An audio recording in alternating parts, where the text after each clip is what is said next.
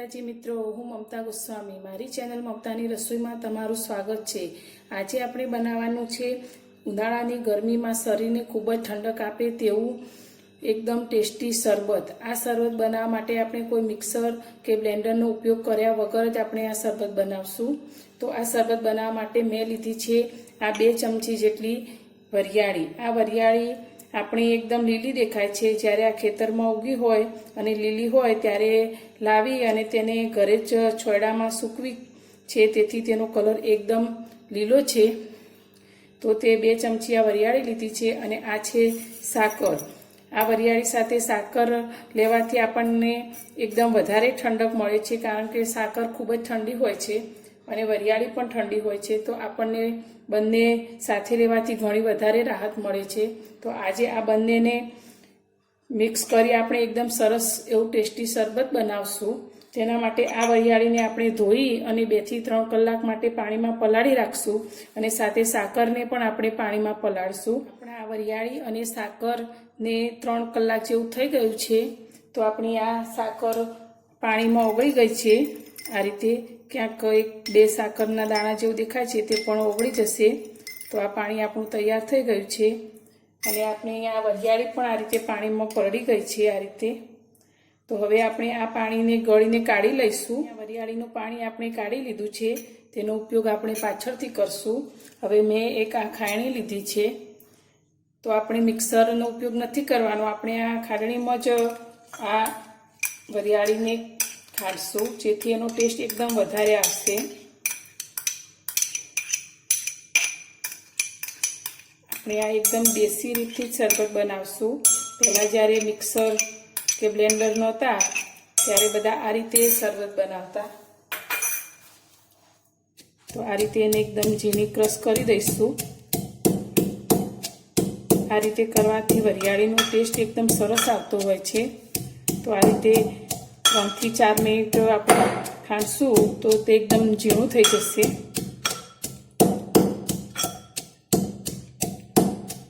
આ રીતે આપણે ધીમે ધીમે ખાંડશું। હવે આની સાથે સાથે આપણે બીજા પણ મસાલા લઈએ, એટલે બધું ભેગું જ ખંડાઈ જાય। તો મેં આ 3 થી 4 કાળા મરી લીધા છે, તે અંદર લઈ લઈશું અને અડધી ચમચી જેટલું શેકેલું જીરું લીધું છે, તે પણ અંદર લઈ લઈશું। આ રીતે બધું મિક્સ કરીને આપણે એકદમ ઝીણું વાટી લઈશું।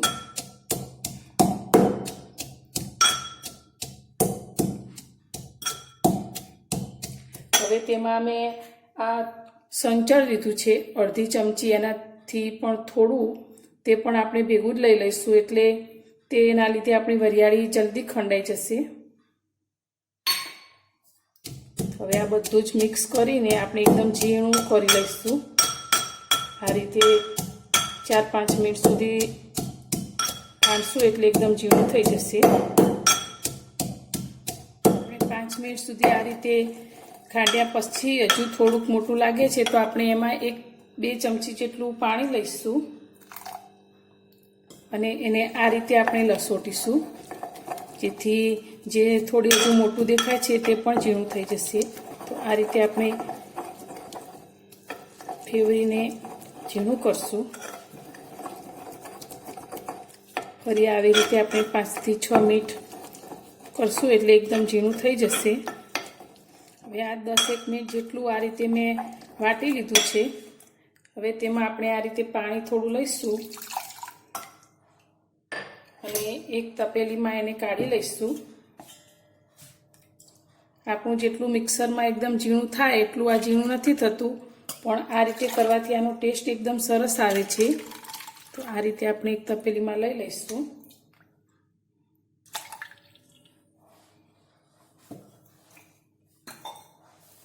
તો આપણું આ રીતનું આ વરિયાળીનું જાડું શરબત થયું છે।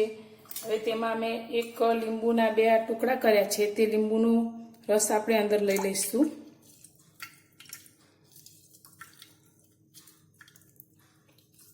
આ લીંબુના લીધે આપણે આ વરિયાળીના શરબતનો ટેસ્ટ થોડો વધારે આવશે।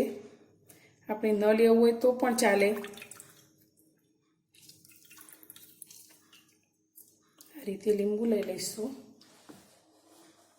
હવે આપણે જે સાકરનું પાણી કરીને રાખ્યું છે તે આપણી આ સાકર એકદમ પીગળી ગઈ છે, તો તે પણ અંદર લઈ લઈશું.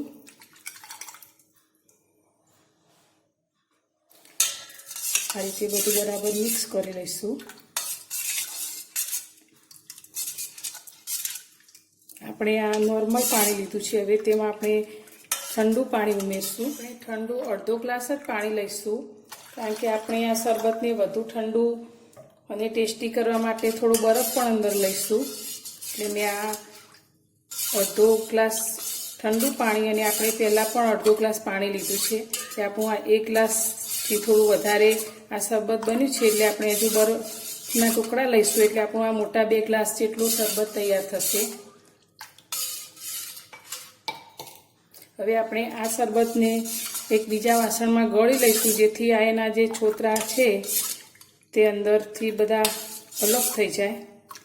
તો હવે તેને આપણે ગળી લઈશું. એ શરબતને બીજા વાસણમાં ગળશું, જેથી આ જે ઉપર વરિયાળીના જે થોડા છોતરા હશે તે બધું ગળાઈ જશે આ રીતે, અને આપણો એકદમ સરસ શરબત તૈયાર થશે. આપણે આ શરબતમાં કોઈ કલર કે કશું જ ઉમેર્યું નથી. આપણે જે વરિયાળીનો જે કલર છે તે જ આપણે દેખાય છે. તો આ રીતે આપણે ગળી લઈશું.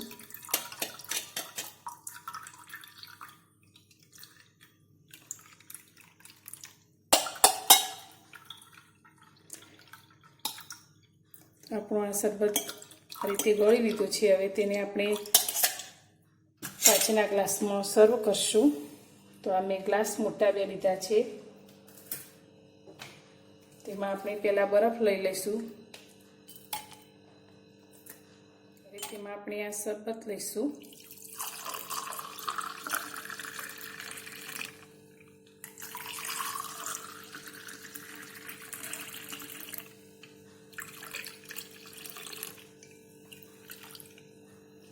તો આપણું આ 2 ચમચીમાં જે 2 ચમચી આપણે વરિયાળી લીધી હતી અને તેમાંથી આપણું આ શરબત તૈયાર થયું છે. તો એકદમ ઠંડુ અને ટેસ્ટી આ શરબત છે. આપણે આ શરબત લેવાથી ગરમીમાં ખૂબ જ રાહત થાય છે. તો મારું આ શરબત બનાવવાની રેસીપી તમને સારી લાગી હોય તો મારા વિડીયોને લાઈક કરજો, શેર કરજો અને મારી ચેનલને સબસ્ક્રાઈબ કરજો. આપણે આ શરબત એકદમ દેશી રીતથી બનાવ્યું છે, તો તેમાં આપણે કલરનો કે કોઈ ઉપયોગ કર્યો નથી અને આપણું એકદમ સરસ ટેસ્ટી આ શરબત બન્યું છે.